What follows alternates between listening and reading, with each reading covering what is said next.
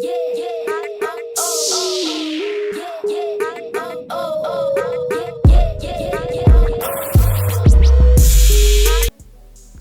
up? What's happening? What's popping? What's going on, everyone? Welcome back to another great edition of Simone with the Sports. I'm Simone, bringing you guys the daily sports talk. So if you're new here, if you're old here, and you haven't already subscribed to my channel yet, stop what you're doing, leave a comment, subscribe, keep rocking with me.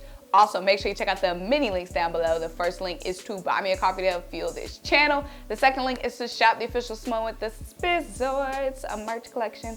And lastly, guys, turn your notification bells on, because even though it's the off season, the videos are still coming like boom, boom, boom, boom, boom. And you don't want to miss a single video or a single live stream. Well, guys, let's get right into this topic. Today, we're going to be talking about some nuts and bolts of the Philadelphia 76ers offseason. We have a lot of stuff to get into, and we're going to have a lot of stuff to get into throughout this entire offseason. But, guys, let's start with one. I saw some people on social media and some people in my comments saying that the Sixers championship window is closed. I do not think that the door is completely closed, but the door, you know when the door, you think the door is closed, but a little bit of light is still peeking through, a little crack.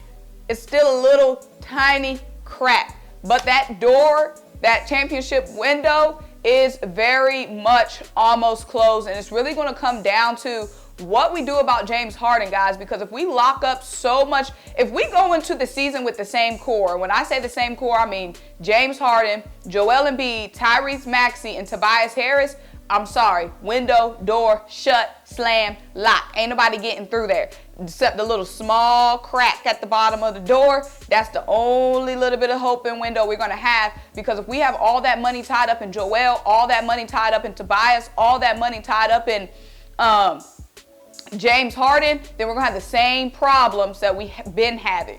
No bench, no help, no legitimate six-man. So that's one of my biggest concerns. But let's talk about some more nuts and bolts of the offseason. So let's start with one. Where should I start? Okay, let's start with one. If we're keeping James Harden, which we probably are keeping James Harden, because Daryl Morey, one, loves James Harden, and we made this big, bold trade with the Nets that is highly unlikely that we do not keep James. We're kind of like stuck. It's like you made your bed, now you eat that. You know what I'm saying? We're stuck with James Harden, I feel like, for next season, and that really makes me mad, but you got to accept what it is. So we have to accept the fact that James Harden is not who we brought him here thinking he was going to be. Some of y'all, because I knew he was not that guy last season with the Nets when Kyrie Irving was hurt and it was just him and KD was having to do all the work, like James was having to do all the work, like Joel was having to do all the work. James Harden is not our closer. James Harden is not our killer man. We still need one of those. So in the event that we bring James Harden back, we still have to go out and seek somebody to be that closer, to be that bucket getter. So that's one thing on our agenda. Now, I did see somebody, one of the reporters was saying, asked Doc Rivers, is James Harden like officially washed, and is he just going to take a step back into a facilitator role, which I think he might as well do. But y'all, at the same time, I'm thinking we might, like, this will probably never happen, but James Harden is probably better off the bench for us. And I hate the fact that people look too much into contracts, like, oh, you can't bring $40 million off the bench. Don't look at the money, look at the productivity. The productivity is given off the bench. So we have to go in this season and approach with a winning mindset, not with the, oh, we paying him all this money, let's go ahead and start him. No, bring that man off the bench, because like I said, let Tyrese Maxey be that guy on offense. Let him, before we had James Harden, Tyrese Maxey was the go-to guy in the backcourt. And then also, if we go into the season with James Harden and Tyrese Maxey in the backcourt, then where is the room for this Bradley Beal signing that some people are talking about, or a Zach LaVine signing? There's no room for that, because, I mean, unless you want to bring Tyrese off the bench, where that backcourt is already locked up with James and Tyrese. So James is just really just sucking up a lot of space and not producing. Now, Daryl Morey did say, Daryl Morey always running his mouth. Daryl Morey said, I want to say Brian Windhorst's show or something, he was quoted saying he has giant plans to land a star. So I don't know what that means or if he's just yanking our chain, because you know a lot of times these GMs, they just be yanking your chain. But like I said, I can't see us bringing in a Bradley Beal if we got James Harden.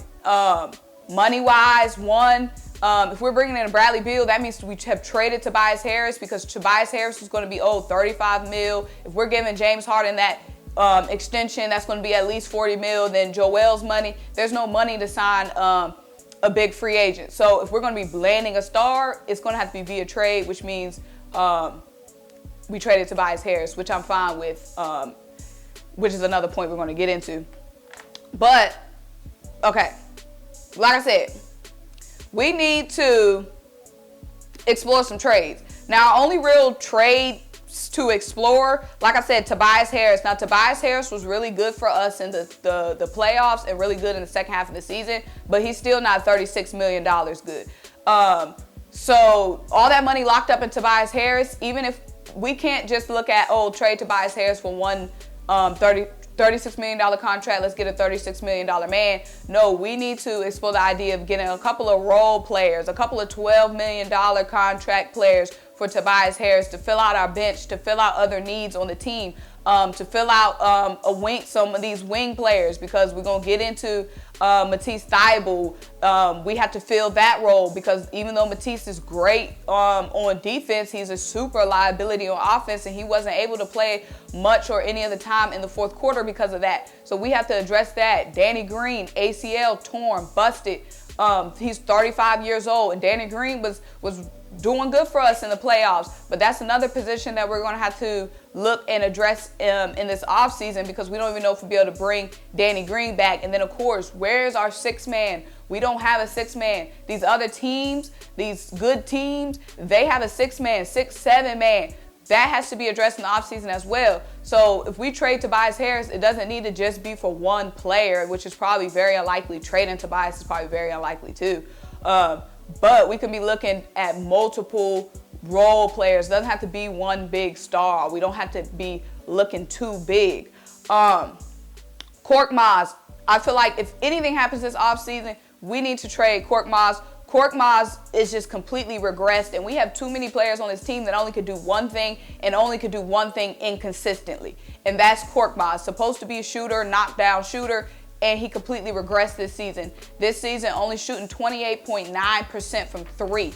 He was supposed to make $5 million this season and $5 million next season. Let's go ahead and push that to the side.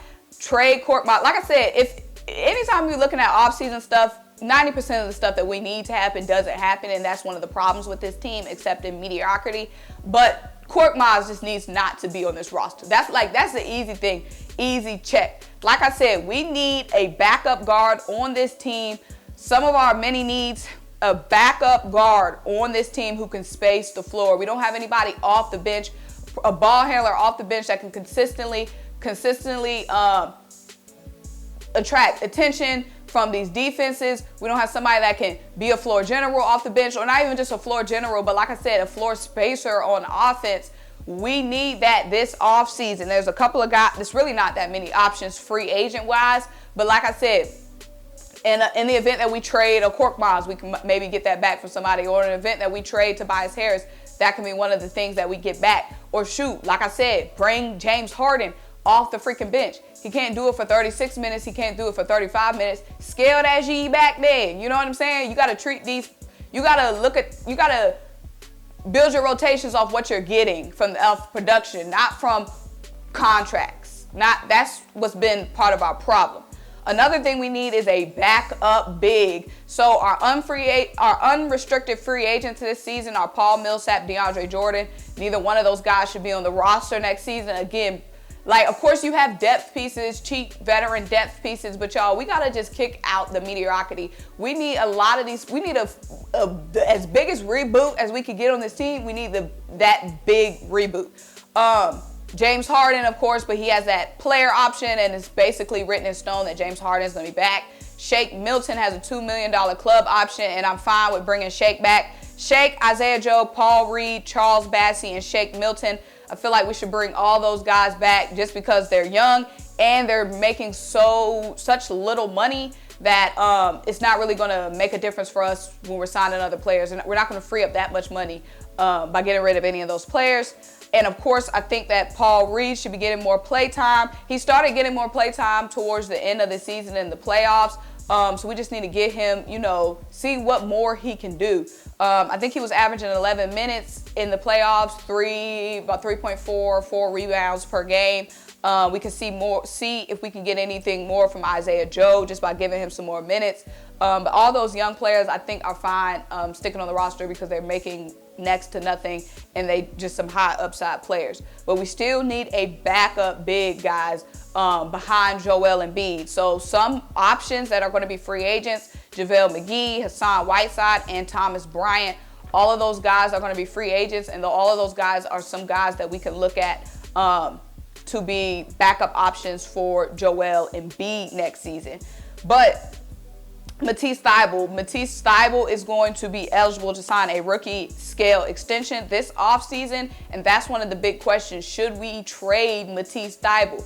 I wouldn't be mad at all if we traded Matisse Thybulle. I love Matisse. Defense is locked down, but guys, the liability on offense is there. Teams not even D'ing him up, not giving him no respect because they know he has no type of offensive game.